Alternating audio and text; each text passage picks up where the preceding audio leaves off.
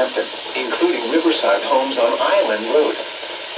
Flooding also spreads across parts of Hadley.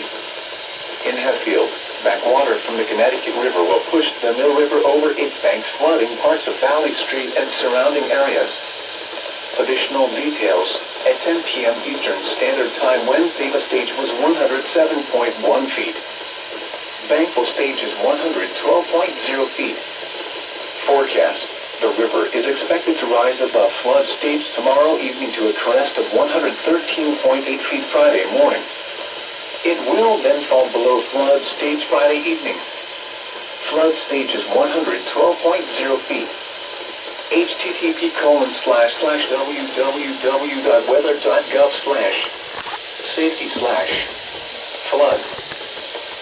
Alright, I don't know if there were any more issued. I only got like one notification. Okay, so